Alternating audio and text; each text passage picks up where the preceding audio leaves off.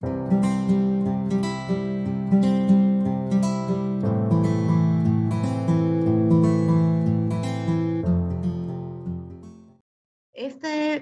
tema lo hemos llamado como un retorno hacia la vida, ¿no? Que sería el tema principal o la frase principal. Y este retorno hacia la vida lo vamos a enfocar desde un punto que para mí es algo muy rutinario y que para ustedes es algo muy importante en sus vidas, que vendría a ser la reanimación cardiopulmonar, que vamos a hablar de manera básica y algunos puntos de soporte avanzado, ¿no?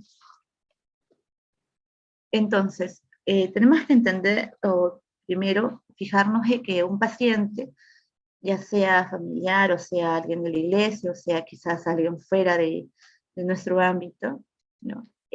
Puede pasarle cualquier evento que va a generar una parada cardiorrespiratoria. La exposición de hoy día es no solamente para poder enseñarles cómo actuar, sino principalmente cómo reconocer que una persona necesita la asistencia y necesita una RCP, ya que a veces, lastimosamente, varios de nosotros no podemos diagnosticarlo bien, entonces infravaloramos y recién actuamos de manera muy tardía. Entonces, todos los factores que van a desarrollar en la cual nosotros vamos a tener, digamos, alteraciones o vamos a tener deficiencias para poder actuar en un RCP, van a ser desde factores políticas sanitarias hasta factores personales.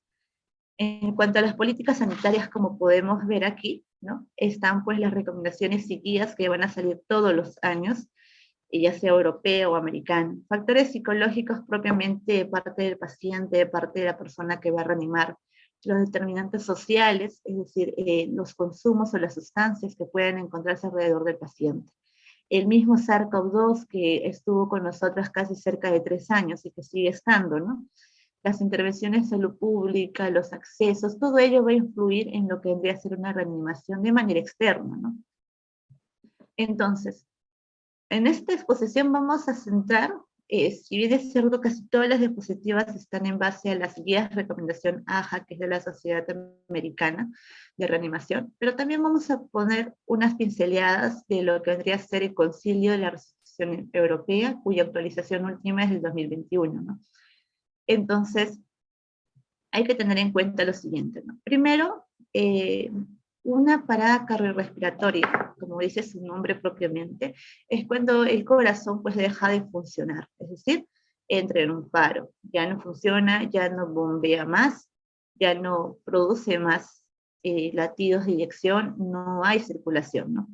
Y esas se pueden dar en diferentes patologías, en las cuales nosotros en emergencias los llamamos como las 5 Hs y las 5 Ts. ¿A qué nos referimos a esto? A eventos o condiciones que van a suscitar una reanimación cardiopulmonar, es decir, que van a provocar una parada. Estas causas son por lo general reversibles. ¿A qué nos referimos con las 5 Hs? Nos referimos a la primera H, al hipovolema, que quiere decir que el paciente está perdiendo por algún lugar o algún mecanismo, está perdiendo líquido, no está perdiendo sangre, llámese líquidos corporales, pero está perdiendo el líquido, ¿no? Entonces, ¿es causa, se puede revertir? Sí, porque se le administra fluidos o se le administra sangre, entonces ya puede, ya puede, digamos, revertir de ese cuadro, ¿no? La hipoxia es la segunda H, se refiere a la disminución del oxígeno a nivel tisular, a nivel sanguíneo, ¿no? El cual va a generar al final un distrés respiratorio que puede conllevar al paciente pues a una insuficiencia o ser portador de un ventilador mecánico o más, ¿no? El otro punto reversible o la tercera H es la acidosis o también llamada hidrogeniones, que se van a dar en diferentes causas, ¿no? La otra son los trastornos hidroelectrolíticos, como es el caso de la hipopotasemia o la hipercalemia, ¿no? Y por último, la quinta H vendría a ser la hipotermia, es decir, las temperaturas bajas en el cuerpo de la persona. Suele ser más común en zonas de altura o en zonas europeas, ¿no? En cuanto a las 5 test que tenemos que reconocer al momento, es el neumotórax a tensión, el taponamiento cardíaco, las toxinas, la trombólisis pulmonar, el famoso TEP, ¿no? Y las trombosis coronarias, los cuales son causas que se pueden revertir y puede que la persona que ya está en un tiempo de parada pueda salir y pueda, digamos, retornar a una circulación espontánea. Entonces, a ver, creo que aquí no se nota bien. Primero tenemos que enfocarnos a identificar cuando un paciente está en una parada cardiorrespiratoria. Entonces, para identificar la parada cardíaca, primero se tiene que tener en cuenta que es toda persona inconsciente, en la cual no existe una respiración normal, ya sea ausente o ya sea normal, sea una respiración acidótica, ¿no? Son respiraciones lentas, trabajosas, agónicas, nos dice la guía del Concilio Europeo, ¿no? Pueden ocurrir a veces movimientos convulsivos propiamente antes del inicio de la parada cardiorrespiratoria, ¿no? Entonces, una vez que identificamos a ese paciente o esa persona en cualquier ámbito, vemos que la persona no nos responde al llamado, vemos que la persona está respirando de manera lenta, un poco agónica. De repente algunos de ustedes ya llevan semiología, entonces sabemos la respiración de Kussmaul, una respiración acidótica. Si vemos a un paciente que está respirando de por sí mal, ya tenemos que tener en cuenta que ese es un signo de una parada. Si el paciente en algún momento, dentro de unos 5 a 10 minutos, va a tener una parada cardiorrespiratoria, entonces nosotros deberíamos actuar en ese momento, ¿no? O pacientes que quizás estén convulsionando, que también se puede dar antes del inicio de una parada cardiorrespiratoria. Entonces, evidenciamos todos esos signos principales y recién vamos a actuar, a hacer la reanimación con los pasos que les voy a indicar, ¿no? Pero antes de poder hacer todo ello, primero tenemos que ver la seguridad de nosotros, ¿no? Por ejemplo, ¿no? Asegurarnos básicamente de, uno, de que nuestro ambiente sea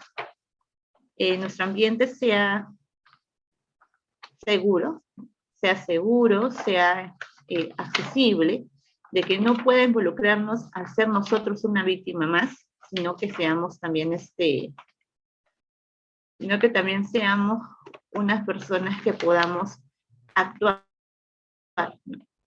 Ahora, siempre hay que tener en cuenta de que los reanimadores más entrenados o más capacitados deberían actuar primero, ¿no? O deberían actuar en casos en los cuales podamos tener complicaciones muy extremas o casos en que vamos a necesitar pues un soporte avanzado. Estas guías han ido cambiando a medida de que también se ha estado dando el caso de la pandemia.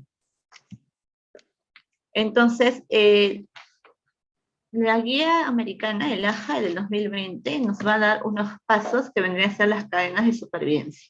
Nosotros nos vamos a enfocar en esta parte que es la extrahospitalaria, que es el motivo de esta exposición, ¿no? ¿Qué sucede? Ya reconozco al paciente o a la persona que está sufriendo pues una parada cardiorrespiratoria y lo primero que tengo que hacer es el activar una respuesta de una emergencia, ¿no? Llamamos en este caso al 106 o al SAMU, podemos llamar al 116 a los bomberos, o al 117 que es la ambulancia de salud del STAE. Una vez que activamos el sistema de emergencia, la alerta de emergencia, tenemos que empezar a hacer las reanimaciones cardiopulmonares de alta calidad. ¿A qué se refieren los masajes cardíacos? Si estamos en un lugar en el cual tenemos este dispositivo que se llama desfibrilador o DEA, podemos aplicarlo, ¿no? Posteriormente empieza el traslado, en la cual se va a dar el soporte vital avanzado, se dan los cuidados post-paro que también vamos a poder hablar, y finalmente se brinda pues la recuperación. Obviamente que todos estos pasos va a llegar hacia una parte hospitalaria en la cual se va a seguir otra secuencia, ¿no? Entonces, vamos viendo estos gráficos. El primer gráfico que está aquí es un gráfico adaptado, ¿no? Tenemos acá una persona, un contexto, ¿no? Una persona ve a una paciente inconsciente, no responde al llamado. Lo primero que él hace debería ver su zona, si seguro o no para actuar. Posteriormente la persona grita, pide ayuda, si hay personas alrededor, o si no, saca pues un teléfono móvil y llama a los números, ¿no? Estos son números europeos, no son números nacionales. Como le dije, en nuestro caso sería el 106, que es el SAMU, el 116 bomberos, o 117, que es el STAE de salud. Ya si tenemos el desfibrilador automático, que es básicamente un aparato que nos va a ayudar a poder hacer descargas eléctricas en ciertas circunstancias, ya empezamos a analizar primero el ritmo y luego hacer las descargas dependiendo del caso de que se encuentre el paciente. Entonces, lo ideal siempre, esto ya más para un ámbito intrahospitalario, pero en caso de, si existiera, de repente están dos de ustedes, van a una iglesia y por ahí que una persona entra en parada, entonces ustedes que tienen un poquito más de conocimiento podrían encargarse, ¿no? Entonces, para poder llevar a cabo una buena reanimación y estamos en un equipo, necesitamos pues tener un líder, ¿no? Un líder que pueda estar comandando todas las diferentes funciones, uno que se encargue de la compresión. Lo ideal es que la persona que se encargue de las compresiones cardíacas, pues a lo máximo haga 2 minutos, porque literalmente puede cansarse y si es una persona cansada, los masajes cardíacos van a ser ineficientes. Otra persona que se encargue del DEA, otra persona que se encargue de la medicación, mientras que el otro va supervisando. No mínimo son 4 personas, lo ideal pueden ser hasta 6. Pero es más que todo, estos triángulos se da pues en pacientes ya hospitalizados. Entonces, hemos hablado de que una vez que reconocemos, que estamos seguros, reconocemos a una paciente comparada, tenemos que iniciar la reanimación. Entonces, el pilar de toda reanimación es la circulación. Recordemos que anteriormente habíamos visto que era el ABC, ¿no? Ahora se cambió. Principalmente el primer pilar es la circulación. ¿Y cómo vamos a mantener la circulación? Mediante los masajes carotídeos. Entonces, hago hincapié nuevamente. Reconozco que mi paciente no está respondiendo, no está respirando, no mueve su tórax, no sale aire por la boca ni por la nariz en un mínimo de 10 segundos. El corazón no lo siento, no siento los pulsos. Aviso, activo el sistema de emergencia y empiezo con los masajes cardíacos, ¿no? Entonces, el masaje cardíaco se realiza a nivel de esta zona, donde a nivel más o menos de la línea intramamilar, a nivel retroesternal, cerca a la apófisis, ¿no? Y se coloca la mano dominante por debajo y la otra mano por encima, haciendo como un entrecruzamiento de dedos, ¿no? De tal manera de que esto de acá quepe en este lugar, cerca de la parte final del esternón, ¿no? Y los masajes no solamente, primero es fijar ese punto, y como vemos acá en esta figura, los brazos deben estar en una línea perpendicular al eje de la persona, ¿no? Este vendría a ser las manos, y los brazos y el antebrazo debe estar a 90 grados, ¿no? De preferencia siempre el paciente con las rodillas, o la persona que va a reanimar, perdón, con las rodillas cerca al nivel del paciente, ¿no? Que es la posición ideal, pero que a veces, dependiendo de las circunstancias, puede modificarse. Pero la idea es que siempre se forme el ángulo de 90 grados. El objetivo principal es dar un masaje de calidad. Ese masaje de calidad lo vamos a ver más adelante, ¿no? Que son unos 3 puntos que sí o sí se tienen que cumplir.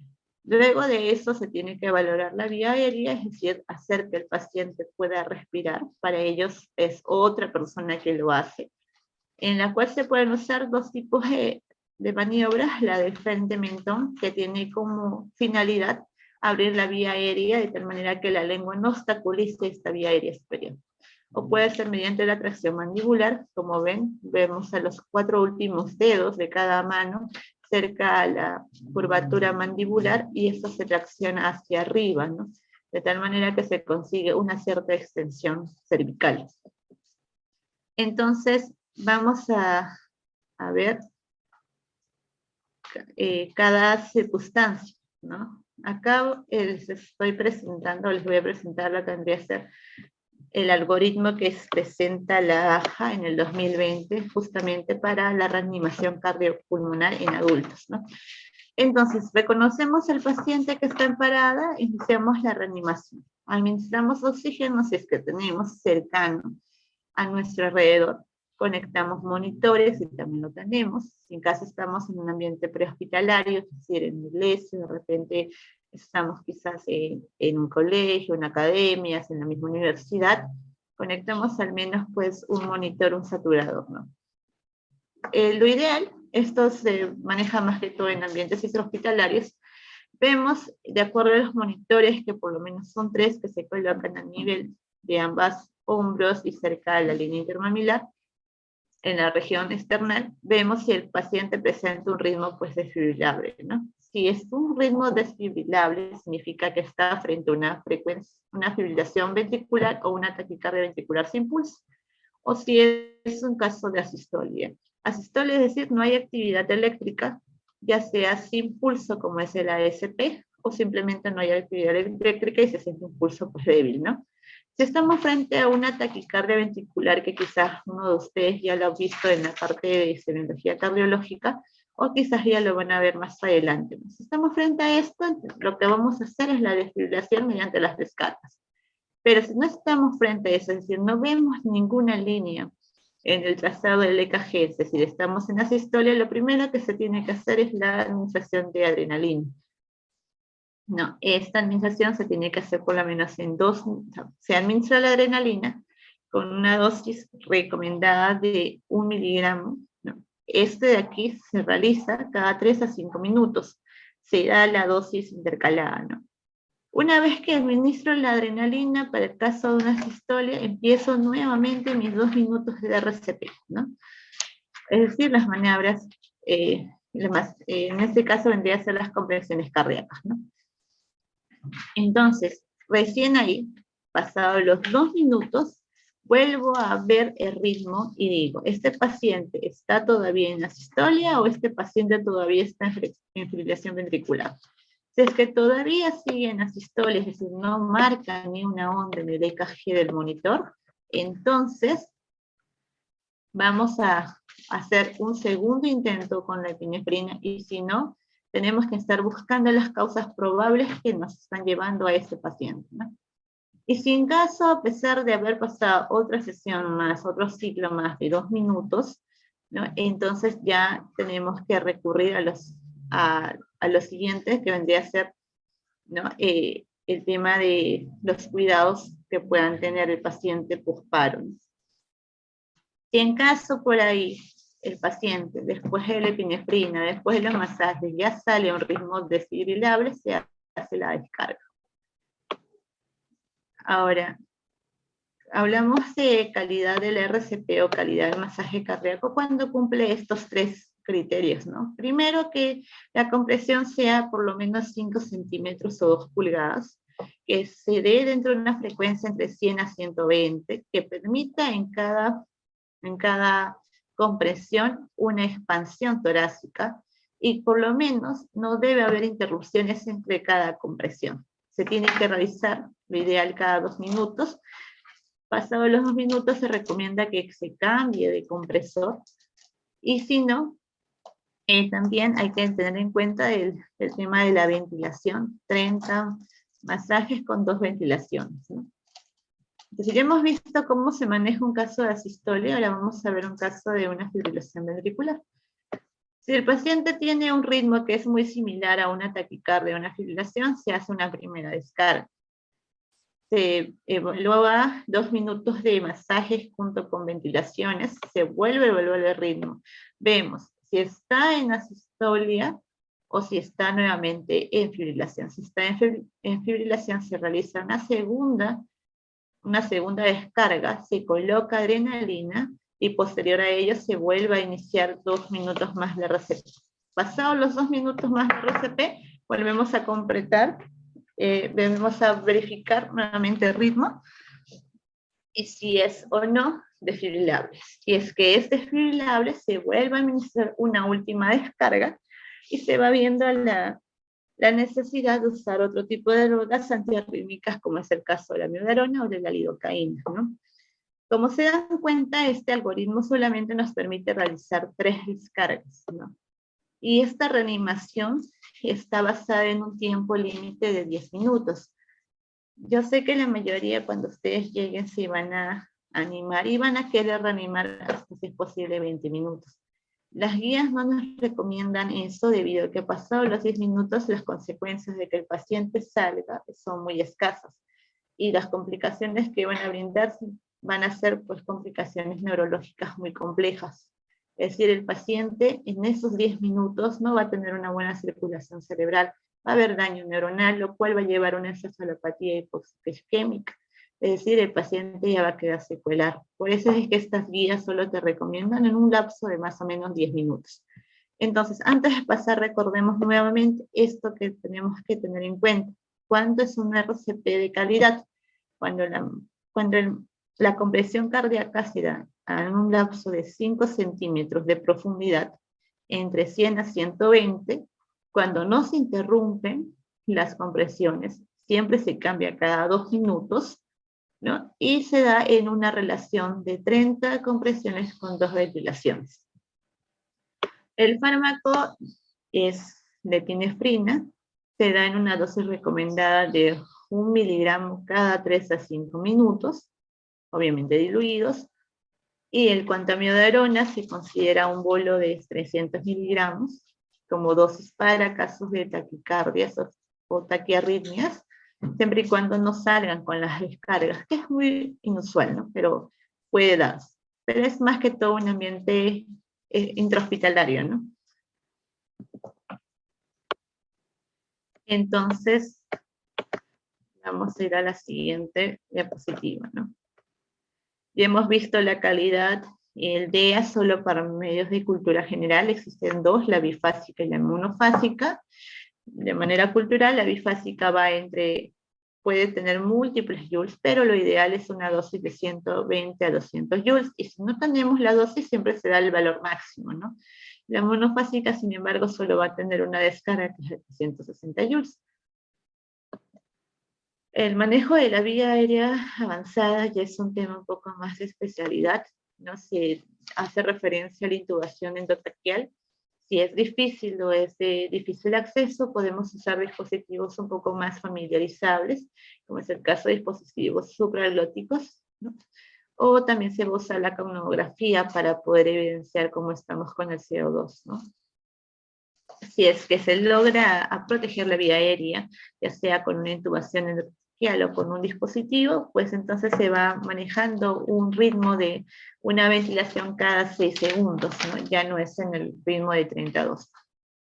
Entonces, ¿cómo me doy cuenta que ya el paciente salió del paro, ¿no?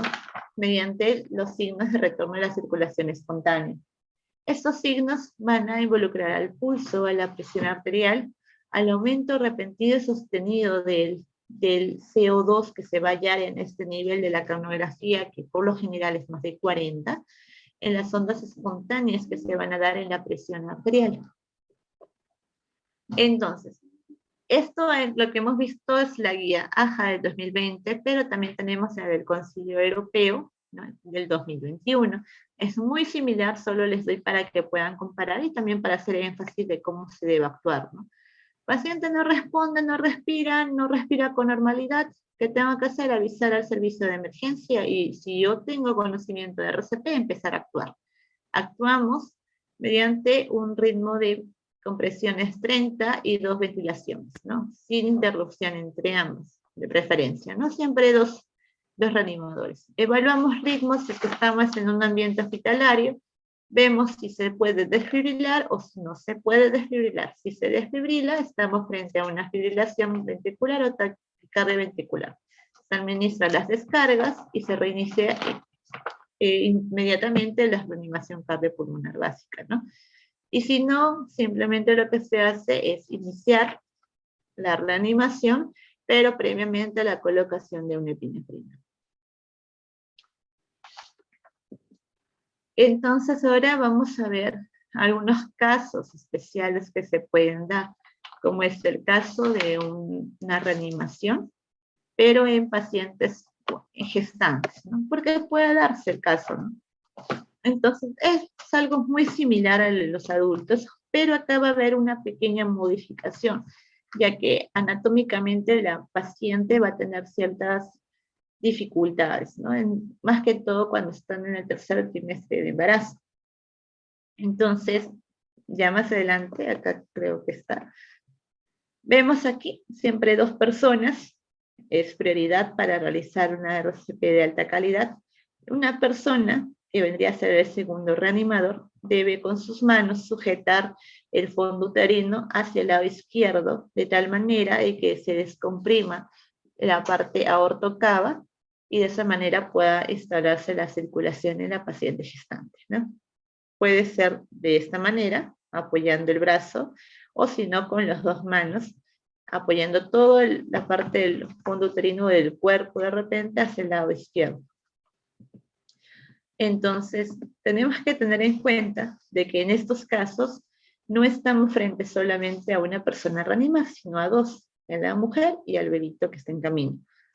Entonces, hay algunos mitos que algunas personas tienen, ¿no? Como el caso de la desfibrilación, que son las corrientes y las descargas. Sí está indicada también en pacientes embarazadas, ¿no? También está indicada el uso de la medicación que hemos visto, ¿no? Que es el caso de la epinefrina. Consideremos siempre la etiología del paro en las pacientes gestantes, ¿no? Realizar intervenciones obstétricas, tener en cuenta de que esta paciente, si entra en paro, posiblemente se tenga que terminar el embarazo, hay que ver las cesáreas, y en el peor de los casos, el tema pues, de muerte que se puede dar, más que todo neonatal, ¿no? Entonces, bajamos en una planificación de equipo, no solamente va el médico, también va el personal de neonatología, va el obstetra, van varias personas en un ámbito intrahospitalario, ¿no? En caso de nosotros, si vemos en la iglesia o vemos en un lugar público, pedimos ayuda a una persona solamente que nos asista para que pueda retirar el útero hacia la izquierda y nosotros poder realizar las maniobras como ya hemos explicado, ¿no? Ahora, esto se puede deber en una mujer embarazada, complicaciones propiamente del embarazo, como es el caso de, en algunos casos, en temas en este caso, antes de una intervención, como es una cesárea, puede ser complicaciones propiamente de la anestesia, proactidia o epidural que le coloquen al paciente. Sangrados, problemas cardiovasculares, algunos tóxicos, temas de embolia, fiebres, las mismas H y las T que hemos visto, casos de hipertensión. El manejo avanzado de la vía aérea si es que el paciente pues amerita, ¿no? Es un poco dificultoso por el tema mismo de la sobrepresión que va a haber a nivel torácico debido al aumento de la presión intraabdominal que produce propiamente el bebé. Entonces, ahora vamos a pasar a un segundo caso. Ya sabemos cómo actuar en un adulto, sabemos qué hacer en una embarazada, ahora pues toca el momento de que es saber cómo actuar en un caso de un niño, ¿no? De un bebé. Entonces, otra vez, la AJA nos manda nuestras cadenas de supervivencia, 6 cadenas, 6 eslabones. Prevención es el primer ítem que se da en los pediátricos, cosa que no había en los adultos. La activación del sistema de emergencia, los masajes cardíacos o el RCP de alta calidad, el traslado con reanimación avanzada, los cuidados postparo y posteriormente la recuperación. El mismo manejo que teníamos en los adultos, evidenciamos el paro, iniciamos la ventilación, monitorizamos al paciente en el hospital, vemos el ritmo, se puede desfibrilar, sí, entonces hacemos nuestra descarga, y si no, se hace epinefrina. Si es que esta primera descarga vemos que funciona, se acaba ahí la reanimación, y si vemos que no funciona, que el paciente sigue sin un retorno a la circulación, se inicia los 2 minutos de RCP. Se hacen los 2 minutos de RCP, evidenciamos el paciente si responde o no responde. Si responde, se termina la reanimación, y si no responde, se inicia una segunda descarga, siempre y cuando el ritmo sea desfibrilable, ¿no? Si no responde, le hacemos la segunda descarga, aplicamos nuestra epinefrina, hacemos nuestro RCP, evaluamos y vemos. Si no responde, es decir, no es desfibrilable, y si responde, a buena hora. Bueno, y si no, una última tercera descarga, pero ya pensando en una administración de amiodarona para poder controlar el ritmo del paciente, ¿no? No, acá, por ejemplo, ¿no? Vemos siempre el caso de la sistolia, adrenalina, si no hay respuesta, aplicamos el tema de la capnografía, y si a pesar de los 10 minutos no hay respuesta, pues ya se deja la reanimación. Igualmente, como en el caso del adulto, vamos a tener las causas reversibles y las causas como las 5H y las 5T. Pero acá hay una diferencia con respecto al adulto, que vendría a ser la calidad de la reanimación. ¿no? Habíamos dicho que en los adultos la calidad de la reanimación era que el masaje sea de 2 pulgadas, de unos 5 centímetros. En el caso de los pediátricos, es el tercio del diámetro anteroposterior del tórax, ¿no? Que no llega a las 2 pulgadas.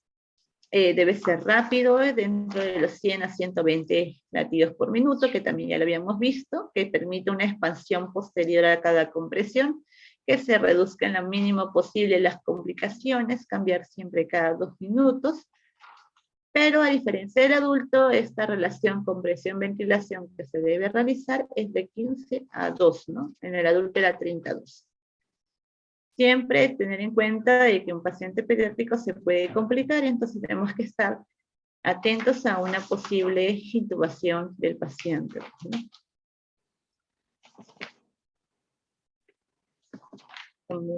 Ya.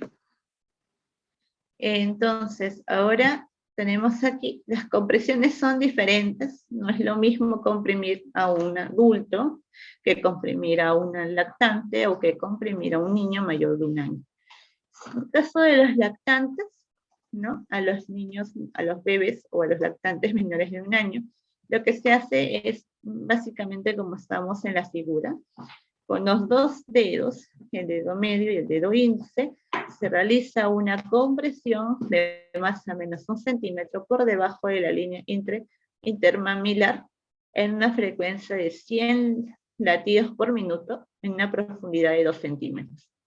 Si estamos frente a un niño mayor de 1 año, ya no se usa esto porque no se va a llegar a la profundidad deseada. Entonces, ¿qué hacemos? Hacemos la maniobra del talón de la mano, sino con las 2 manos, sin ejercer mucha presión.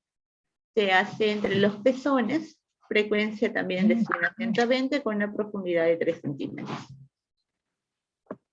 Siempre 2 rescatadores. Bueno, por último, vamos a ver algunos casos. Como digo, eso ya más que todo es intrahospitalario, pero es bueno que lo sepan.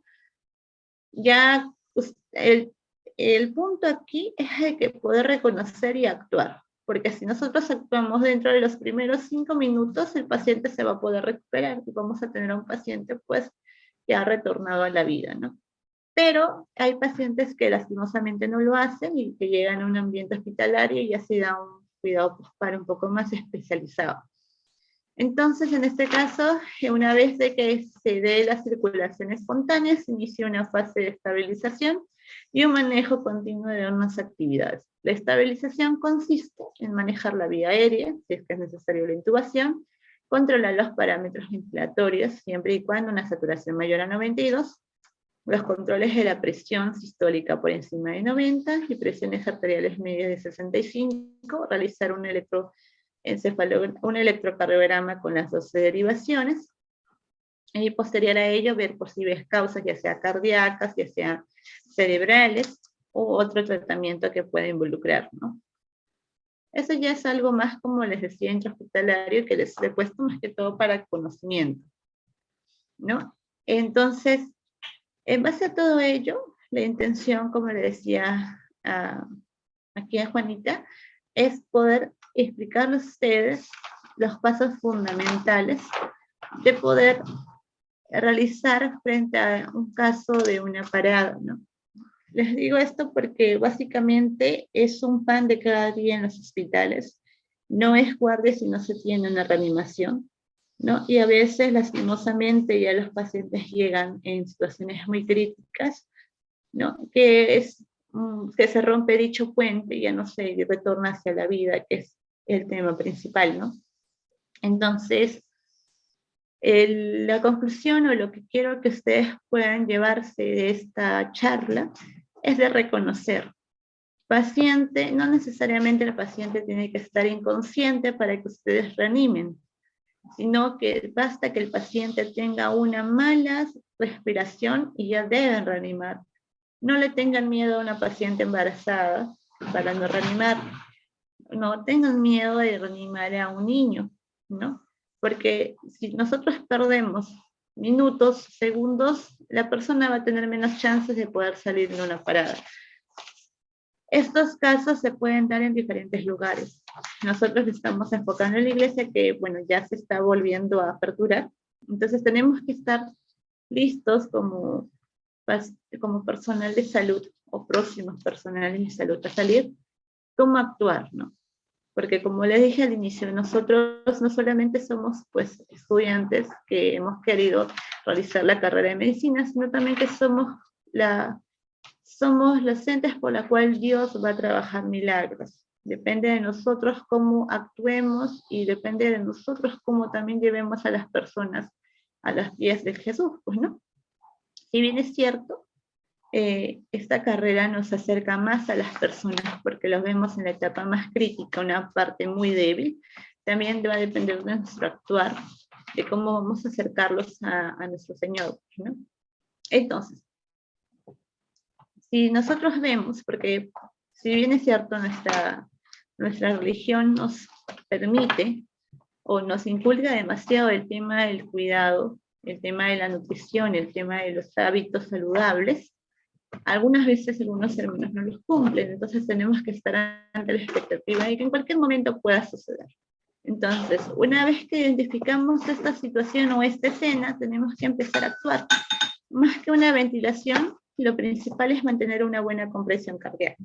No digo que no se haga una ventilación, lo ideal es hacerlo, ¿no? Pero si es que tenemos que priorizar, lo importante es hacer la compresión, ¿no? Hacer la compresión siempre a nivel final del esternón, cerca de la línea intermaxilar. Se realiza con la mano dominante como base y encima la mano no dominante se realiza una entrecruzada de dedos, se presiona con el peso del cuerpo, no un peso de más, por un grado de 90 grados. No, siempre realizan, como vemos aquí, a la 90 grados. Esto es lo que va a ayudar a la persona, porque algunas veces vamos a ver animaciones en la cual estamos a un ángulo de 45, un ángulo de 60, lo cual no va a llegar al corazón como debería ser. 90 grados con el peso propio de estas extremidades. Una buena reanimación no significa romper costillas, por si acaso. Una buena reanimación es que el paciente salga a una circulación espontánea en el menor tiempo posible. No. Y otro reanimador, viendo el tema de la vía aérea, hay dispositivos, no los tenemos, nosotros sería ideal que en las iglesias lo hayan, pero no hay. No. Es el tema de la ventilación, de la protección de la vía aérea. Al menos colocando esa tracción, y anteriormente se referían al tema de la respiración boca a boca con las ventilaciones, ya no se recomienda por el tema propio del COVID. En su lugar hay ciertas mascarillas que están recomendadas a un 30% para que igual, a pesar de tener filtros, no se suele hacer por el tema de COVID. Las ventilaciones propiamente se realizan en un tema hospitalario, en las unidades de shock trauma o en las unidades de medicina, y se realiza mediante una bolsa antiinflable que nosotros lo conocemos con el nombre comercial de Ambu, ¿no? Pero bueno, la idea es empezar este primer paso. Si este primer paso funciona, el paciente va a salir y vamos a tener un paciente que va a retornar hacia la vida, ¿no? O que va a retornar a una circulación. Entonces, como mensaje final, ¿no? Recordemos de que el tema de acá, como el título inicial, que era un retorno hacia la vida, porque lo que se trata de hacer es salir de ese ambiente en la cual la persona está digamos, en un paro, no escucha, no siente, quizás en un limbo, por llamarlo así, ¿no? O quizás ya yéndose, ¿no? A retornarlo a tener una segunda oportunidad, ¿no? Que se los trasladamos a un ámbito cristiano. Nos ha sucedido a nosotros, ¿no? No todos son de cuna, yo de manera especial no lo soy.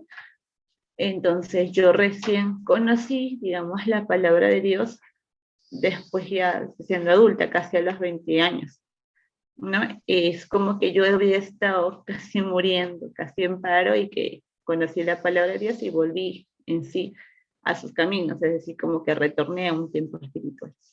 Entonces, solamente para recordarles, como mensaje final, ¿no? Así como Dios, ya estamos prontos a poder ver nuevamente a Dios volver a retornar. recordemos que el mismo Señor descenderá del cielo, ¿no? Con voz de mando, con voz de arcángel, con trompeta de Dios, y los muertos en Cristo pues resucitarán con Él. Volveremos, retornaremos a la vida, si es que estamos listos y preparados, ¿no? Y los que estemos vivos, y los que hemos quedado quizás, serán arrebatados junto con ellos en las nubes para encontrarnos con el Señor en el aire, y así estaremos con Él para siempre, ¿no?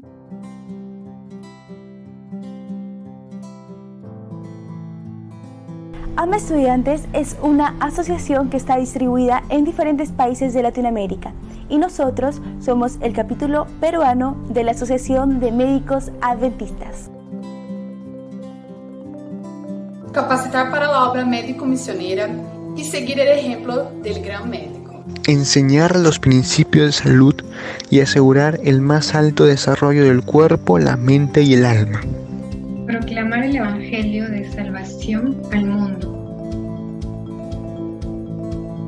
Ser médicos misioneros por excelencia.